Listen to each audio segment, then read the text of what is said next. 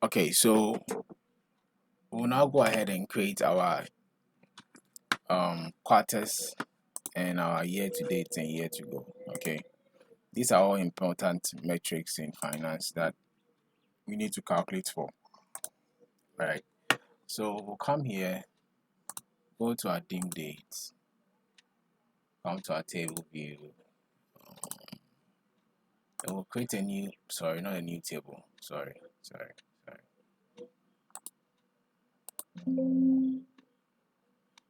Come to here and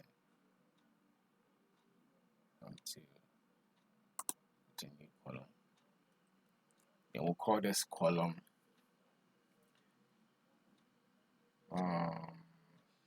quarters. Okay.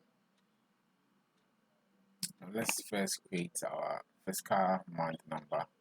That will help us get our quarters. Okay. So fiscal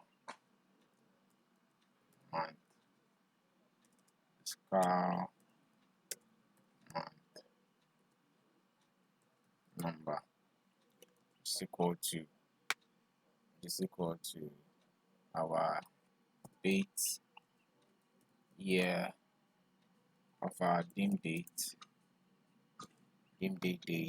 okay. Then month is month, okay. Dim date, right, and class 4, 1, then we close it. Okay, so this is the fiscal month now. This is the fiscal month. Yeah, okay, with the format date, month, and year, but we just want the month from it. So we'll just come here and just put month before it just to get the month number. So we get it. So yes, the month number for September is 1. The month number for October is 2. Okay, so with this we can help get the quarter, right? And the quarter is okay, is equal to, now let's use the divide function,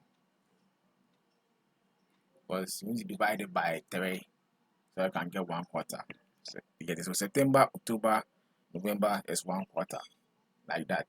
Okay, so let's divide our fiscal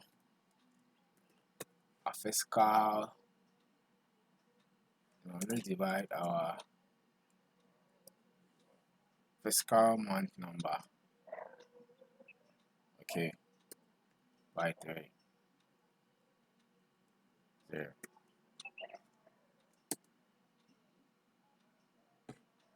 But we want to run it up. Okay, so let's say run up this comment here. Okay, so September, October, November, November is 1. You get it. December 2, like that. So just add the Q sign to it. So Q and ampersand, so that we get the Q1, Q2, Q3. Now, after we've had the quarters, we can now go ahead and calculate or find out our year to date and year to go. Now, year to date because actual sales as at that time. Year to go represent forecast sales. Okay, these are all important metrics in finance. And for us to find the year to date and year to go, we need the numbers of our date. The numbers of our date. You get it? So let's create a new column here, right? And we'll call this year to go underscore year to date. Let me make them year to date underscore capitals year to go. Okay. Then what we'll do is we'll create a variable, right?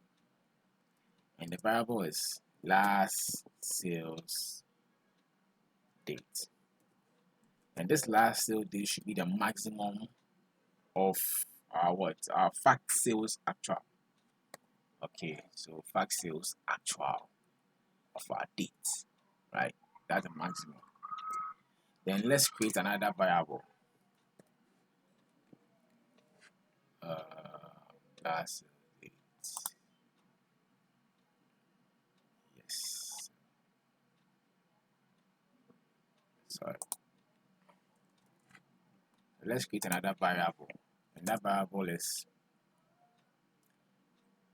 our fiscal month number. Okay, our fiscal month number equals to now we want the month from our last sales date. Okay, so this fiscal month number captures the month of our month of last sales date. So if our last sales date is December, the number appropriate to December is 3 or 4 or 5. So that's what this formula is. This variable will be capturing. It will be capturing the last sales date, the number of that last sales date, so that we can help determine our year to go and our year to date. So for us to get a number, we go ahead and say our date, year, so year of our last sales date, right? Okay. Then we'll come to month of our last sales date. Okay. Then remember, our fiscal year starts in September, so we need to add 4 to it. Then 1. Okay. So these are our variables. Then we'll type return. Okay. Return. Now, if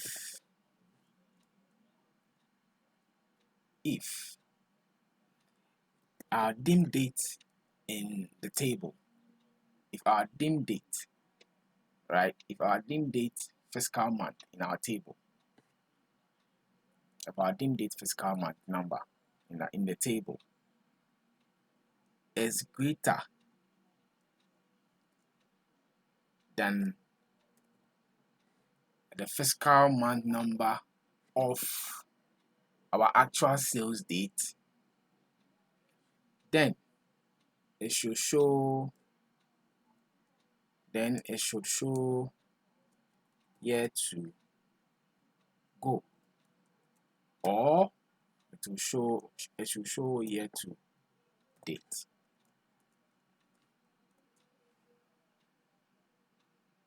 Okay, let's see what happens. Year to date, year to go. Wait, there's something wrong. There might be something wrong here.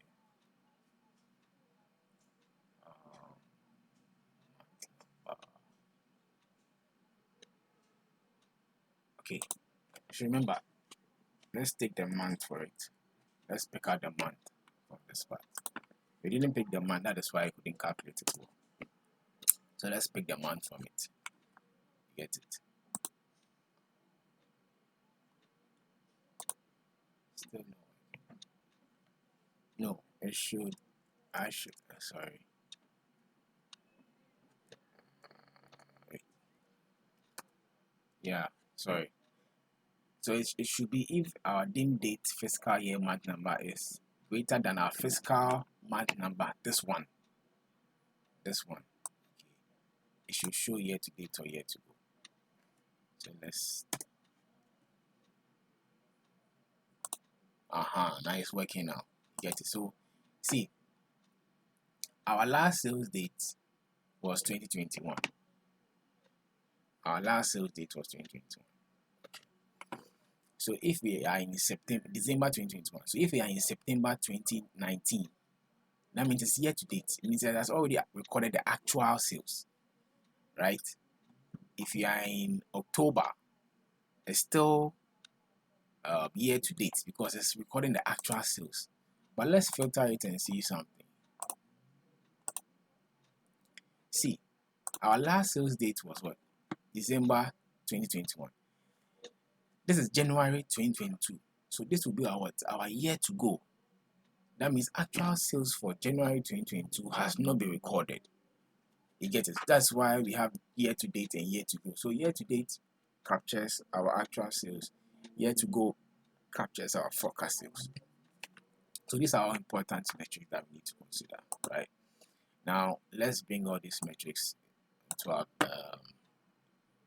our report view. Okay, so we'll put here quarters, right? Make it a slicer. At least reduce it a little bit. Put it here, and we'll have our year to date, year to go here. Okay, so sliders, yeah. Then put it here. So yes, so this is it. So you see it's dynamic. Our year to date, our year to go, our year to date, our year to go. So this is how we calculate the quarters and the year to date and year to go. These are all important metrics that we'll be needing in creating our financial view of this report. Okay, so thank you so much for your time.